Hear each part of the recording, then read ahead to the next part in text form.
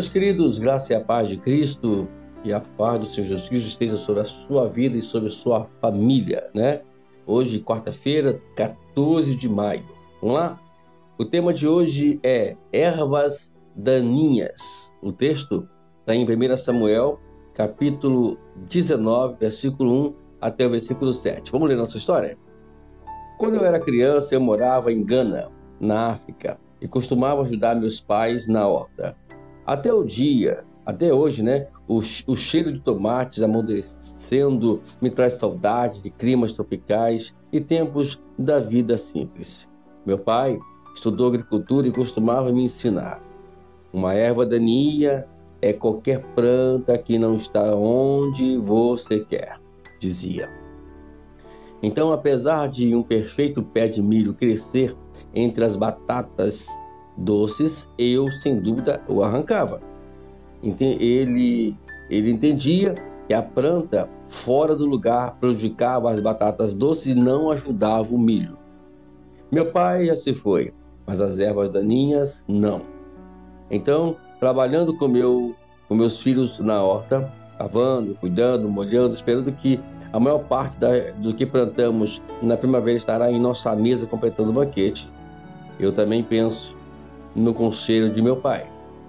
Floresça onde você está plantando, diz o velho ditado. Mas será que às vezes almejamos florescer onde não era a intenção de Deus? Construímos nossos planos sob os motivos egoístas. Invejamos os que têm posição e influência apesar de suas habilidades diferentes, mas Deus colocou no lugar exato para os seus bons propósitos. Jonatas, filho de príncipe guerreiro de Israel, escolheu florescer onde foi plantado. Como filho de rei Saul, tinha toda a razão de esperar ser rei, porém aceitou o fato de que Deus, por suas próprias razões, havia escolhido Davi. Ao invés de agarrar aquilo que não era seu, Jonathan tornou-se amigo de Davi. Sua ajuda salvou a vida de seu futuro rei. Podemos até pensar que Jonathan abriu mão de muitas coisas, mas considere isso. O Messias veio da linhagem de Davi. E se, sempre esse se, né? É um problema sério, né? Mas se ele aceitasse e lutasse pelo seu, entre aspas, direito como rei, né? E se Davi recusasse, bom, deixa pra lá. No final os planos de Deus irão prosperar. Nós podemos ser úteis, plantar que dão frutos no seu jardim, ou ervas daninhas fora do lugar, mal orientadas. Mas Deus deixa a escolha conosco.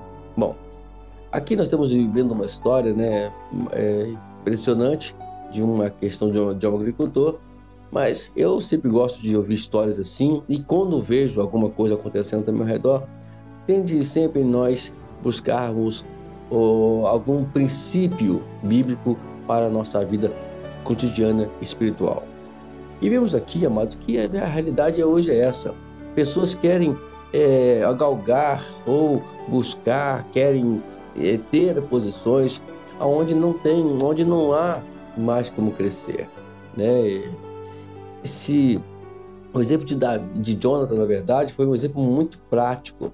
Ele, teoricamente, dentro da legalidade, podemos dizer assim, entre aspas, vamos dizer assim também, ele poderia ser rei, podia reivindicar ser rei, mas ele entendeu que aquele não era o seu lugar.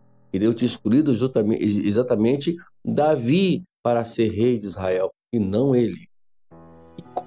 Bom seria que todos nós entendêssemos assim a nossa vida cotidiana, né? Entendêssemos a nossa posição, pessoas buscando posições aonde não foram chamadas para aquilo, Deus não tem nada a ver com aquilo, pessoas que já acabaram, né, o seu trabalho em determinados lugares, mas eles continuavam a persistir naquele trabalho, naquele cargo, e o trabalho por si mesmo não ia prosperar. Eu conheço lugares assim que hoje estão prosperando quando entenderam. E às vezes Deus é obrigado a tirar a pessoa, né, de uma forma bem drástica, né, para poder, para que a obra cresça. Então entendemos que as ervas daninhas, elas são exatamente, que nesse caso aqui, né, pessoas que se posicionam mal. É como um jogador de futebol que ele é muito habilidoso numa posição, mas o técnico, ele tende a tirar ele daquela posição e colocar numa posição que ele não vai render nada. Não há prosperidade, não há trabalho. Tem coisas para nós, para você, que não é para você fazer. Você não foi chamado para essa habilidade, você não tem habilidade para poder fazer esse trabalho, né?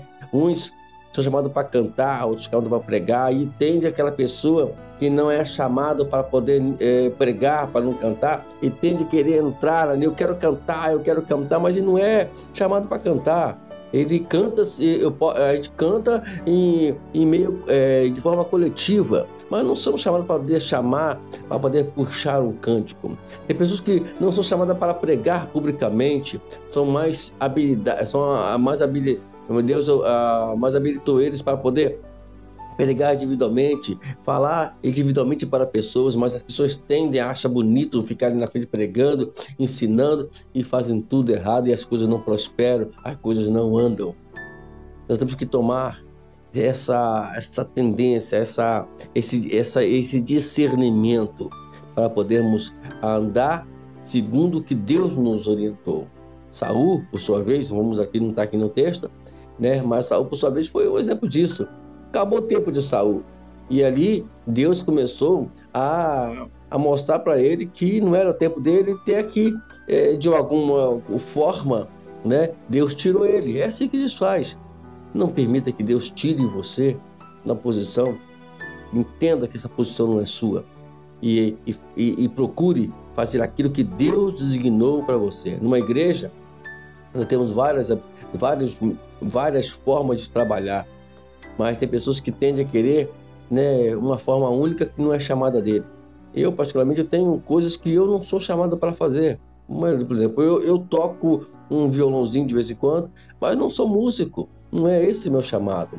Eu até gosto de cantar, mas para ministrar louvor, esse não é o meu chamado. E quando eu vou para esse lugar, às vezes, no início, quando não tem ninguém, Deus até abençoa. Mas se Deus colocou alguém, é sinal seguinte: passa a bola, passa para você, passa o bastão, né? E Deus está colocando pessoas ali, é justamente para poder mostrar para nós que a gente não fomos chamados para aquele lugar e vamos procurar fazer aquilo que a qual somos designados para fazer. Então, seja assim sempre em nossas vidas. Amém? Vamos lá, examine o seguinte: para lembrar por que Deus rejeitou Saul como rei e substituiu por Davi. Aí leia no livro de 1 Samuel, capítulo 15, verso 10 a 23. Já comentamos aqui, inclusive, sobre isso, né? Agora, consideração final. Eu considero aqui o seguinte: quais são as suas fontes de insatisfação na vida? Então, qual é a sua fonte de insatisfação na vida? Pense sobre isso. Vamos lá, outra. Como você reage se acha que está plantando no lugar errado? Né? Qual é a sua reação? Eu fico pensando que as pessoas não têm o discernimento, né? Tá vendo que a coisa não está andando, não está prosperando, que a coisa não vai para frente, e elas tendem a querer ali estar naquele lugar. Aí espera Deus arrancar. Quando Deus arranca, tem misericórdia. A última aqui. Como você pode florescer onde está plantando? Aonde você está aqui hoje? Você foi chamado para isso. Como você pode agora florescer aqui, prosperar aqui onde você está sendo plantado? Pense um pouquinho sobre isso, amados. E vamos correr e vamos caminhar para a presença de Deus e para a vontade dele unicamente. Deus te abençoe. Até amanhã para darmos continuidade aqui no nosso trabalho. Deus abençoe.